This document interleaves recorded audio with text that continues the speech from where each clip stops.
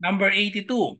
If the average or arithmetic mean of 30, 33, 34, x and y is 38, and x over y equals 8 over 23, then x equals, so choices 24, 28, 27, and 31.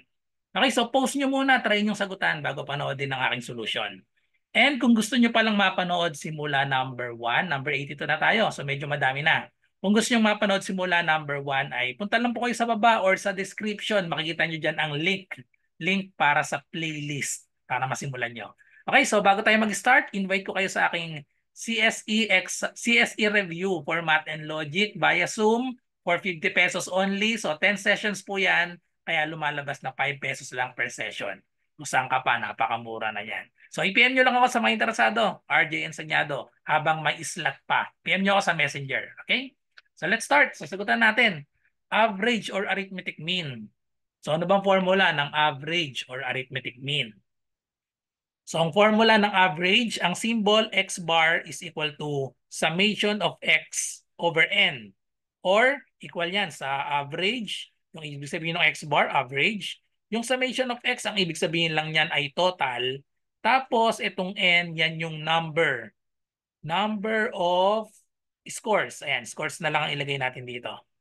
Okay? So, yan lang yon. So, substitute lang natin.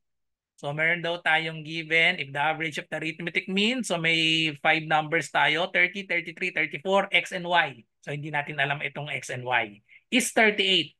Okay? So, therefore, substitute natin sa formula natin. So, yung average daw natin, 38.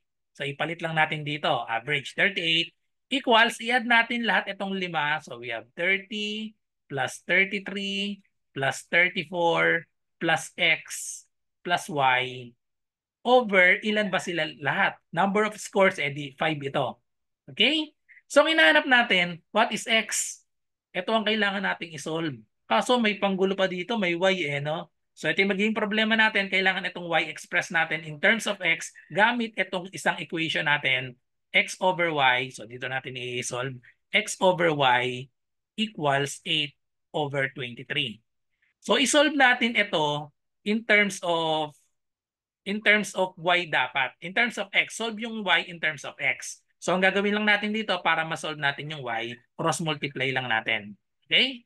So, pag cross multiply natin yan, we have 23x is equal to 8y.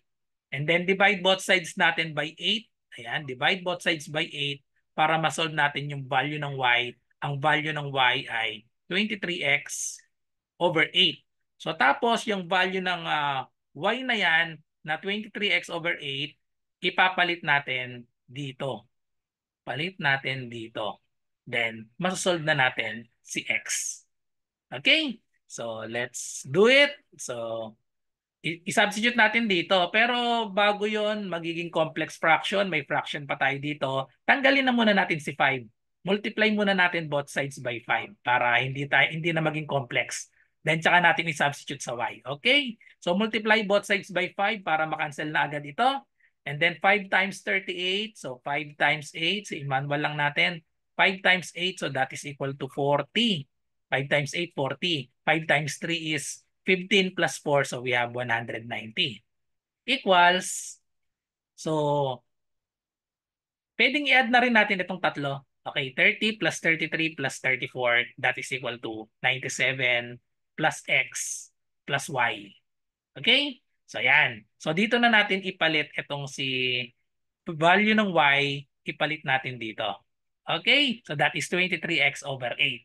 Okay, so we have 190 equals 97 plus x plus the value of y is 23x over 8. So may fraction pa ulit tayo dito. So tatanggalin natin yan mamaya. I-combine muna natin si 190 at si 97. Subtract 97 to both sides. Okay, so para mawala na yan. Then we have 10 minus 7. Magigitong 10. Ito ay magiging 8. Ayan, so naging 18 na yan. So 18 minus 9. So that is 9. 10 minus 7. We have 3. So 93 is equal to x plus 23x over 8. Okay, so may 8 tayo dito na denominator. So, i-multiply natin both sides by 8. Okay, so distribute natin dito. Dito sa pangalawa ay makakancel lang yan. So we have 8 times 93. So manual lang natin. 8 times 3, we have 24. 8 times 9 is 72 plus 2. So we have 744 equals 8 times x. So we have 8x plus na-cancel na ito. So 23x. So dalawang step na lang. I-combine natin ito. 8x plus 23x. So that is 31x. So we have 744 equals 31x. And then last step, divide both sides by 31. Okay? So yun na yung magiging value ng x natin. So i-manual lang natin. Pwedeng i-estimate na natin. No? Ayan. So manual natin 744 divided by 31. So tingin tayo sa choices, 24, 27, 28, 31. So malamang ito ay 2. So we have 2 times 31, that is equal to 60, 62. So subtract natin 4 minus 2, we have 2, 7 minus 6, so we have 1. So we have 124. So 124 divided by 31, eksakto na, we have 4. 4 times 31 is 124.